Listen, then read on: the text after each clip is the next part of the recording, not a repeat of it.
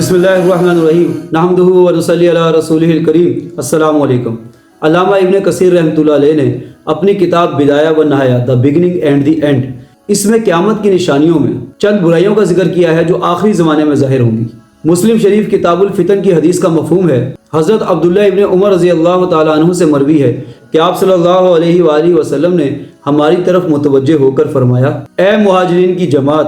5 خصلتیں اگر تم ان میں مبتلا ہو گئے تو، اور میں اللہ سے پناہ مانگتا ہوں کہ تم ان میں مبتلا ہو جاؤ۔ کوئی فحاشی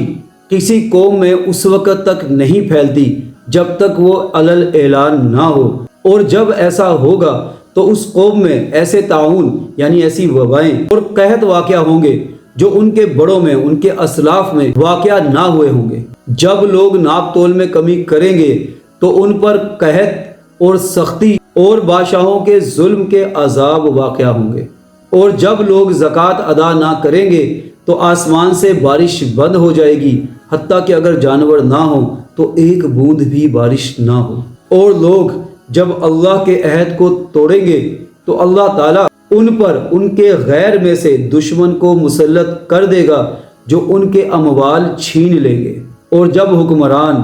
اللہ کے حکم کے مطابق فیصلہ نہ کریں گے اور اللہ کے نازل کردہ حکم کا مذاق اڑائیں گے تو اللہ تعالیٰ ان کو خانہ جنگی میں مبتلا کر دیں گے۔ اب یہ ہمارے اپنے سوچنے کی بات ہے کہ فحاشی یعنی کہ بے حیائی، گانا بجانا، بے پردگی، بد نظری، گالی گلوچ ہم کس حد تک اعلان کر رہے ہیں۔ کتنے لوگ زکوٰۃ دینے والے ہیں اور اللہ کے ساتھ ہم نے اپنے عہد کو قائم رکھا ہوا ہے، ہم اللہ کی بندگی کر رہے ہیں، اور مسلم دنیا کے حکمران کس حد تک اللہ کے حکم کو نافذ کر رہے ہیں، بلکہ الٹا ہر ملک کے، میں کسی خاص ملک کی بات نہیں کر رہا، کیونکہ لوگ سیدھا عربوں کا رخ کر دیتے ہیں۔ بھئی ہم سب بھی تو مسلمان ہیں، اللہ کی نظر میں تو عرب و عجم برابر ہے، کتنا ہمارے ملکوں میں اللہ کے حکم نافذ ہیں، بلکہ خود ہم کس بہانے سے اس کو توڑ نہیں رہے ہیں۔ سودی نظام، ٹورزم، انٹرٹینمنٹ انڈسٹری، کو ایجوکیشن،